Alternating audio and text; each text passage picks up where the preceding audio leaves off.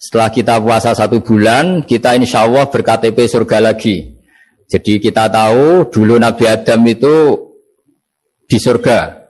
Beberapa anaknya juga lahir di surga. Sehingga KTP kita ini sebetulnya KTP surga. Alamat tetap kita itu surga. Karena kita di dunia agak kacau itu, agak coro Jawa, agak bedigasan itu agak kacau. Terus status itu agak-agak hilang ini.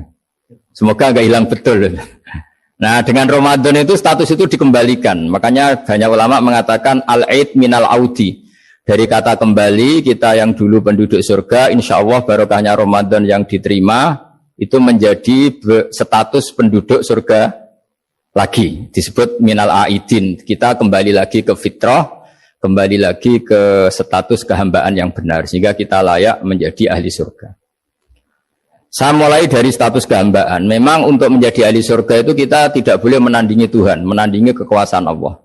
Sehingga syarat dasar masuk surga itu harus abdullah. Kita berstatus hambanya Allah. Disebut fadkhuli fi ibadi. Masuklah dulu sebagai hambaku. Jadi kita berstatus sebagai hambanya. Baru setelah layak jadi hambanya, baru wadkhuli jannati. Baru berstatus layak sebagai ahli surga. Jadi status kehambaan ini kita mantapkan dulu. Jangan ada status lain kita di depan Allah kecuali status kehambaan. Saya punya analogi dan itu saya ulang-ulang karena di antara ciri Quran itu mengulang-ulang sesuatu yang harus jadi pegangan. Saya ulang lagi, di antara ciri Quran itu mengulang-ulang sesuatu yang jadi pegangan. Jika kita belajar ilmu fisika atau ilmu apa saja, maka kita akan bicara materi sesuai statusnya. Jadi kita harus latihan untuk iman kepada Allah. Saya tanpa mengurangi rasa hormat, saya memberi contoh begini. Ini jam, materinya dari besi. Ini kertas, materinya ya kertas.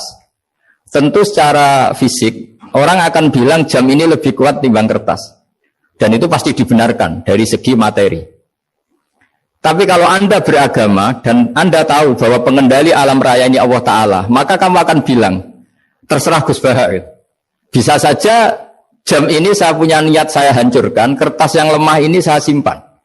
Sehingga jam tangan ini 5 menit lagi saya hancurkan sehingga benar-benar rusak. Sementara kertas ini saya simpan sampai bertahun-tahun awet. Nah, kira-kira seperti itulah ilmu manusia. Sesuatu yang kita sangka kuat, ternyata Allah punya rencana menghancurkan itu. Dan yang kita sangka lemah, ternyata Allah punya rencana untuk mengabadikan itu. Nah, di sini pentingnya iman, lahu maqalidus samawati wal ard. Hanya Allah yang mengendalikan semua. Jadi jangan mentang-mentang kita punya ilmu bahwa materi besi itu lebih kuat timbang kertas, terus kita pastikan bahwa besi lebih awet ketimbang kertas. Kita sisakan satu keyakinan, terserah Allah, terserah pengendalinya. Nah itu agama, bilang terserah pengendalinya itu agama. Ya mungkin tadi aja problem sinyal, saya ulang lagi. Ibarat saya ini megang jam tangan, yang materinya dari besi. Ini kertas yang materinya lemah. Tentu kita akan bilang bahwa jam atau besi lebih kuat ketimbang apa? Kertas. Tapi Anda salah. Anda harusnya ngomong bahwa terserah pengendalinya. Bisa saja saya punya rencana menghancurkan besi ini sehingga 5 menit lagi hancur. Dan saya ingin mengabadikan kertas ini, saya simpan di tempat yang aman. Nah, kira-kira agama itu bukan anti ilmu, sehingga agama boleh kamu mengatakan besi ini lebih kuat ketimbang kertas. Tapi harus kamu tambahi dari segi materi. Tapi kalau dari segi pengendalinya, maka kita jawab terserah Allah Subhanahu wa Ta'ala. Nah, ini di sini pentingnya beragama. Jadi meskipun Mars itu kayak apa kuatnya, bumi, gunung kayak apa kuatnya. Ternyata gunung yang kita kira kuat, ternyata nyimpan magma yang potensi meledak. Yang gunung kecil yang kelihatan dari pasir kecil yang tidak berdaya, ternyata nggak nyimpan magma, jadi nggak direncanakan untuk diledakkan. Itu, nah agama itu seperti itu, yang disebut di surat Yasin misalnya Allah itu siapa? Biadihi malakutu kulli, yang dalam kendalinya itu semuanya di alam raya ini. Sehingga di kehidupan nyata juga sama. Ada orang yang nekuni ilmu ekonomi, tapi miskinnya Masya Allah.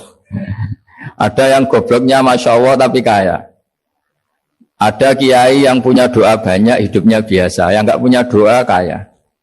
Itu saya pernah baca di sebuah hadis qudsi. Ada riwayat begini.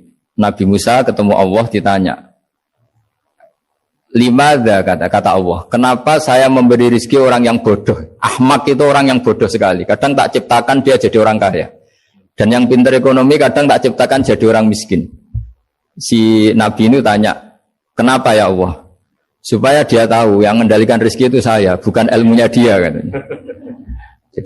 Jadi banyak orang, misalnya kita yang pinter dipekerjakan orang yang nggak pinter, yang punya pabrik tidak pinter, mengerjakan orang yang pinter. Jadi ya kira-kira agama itu seperti itu.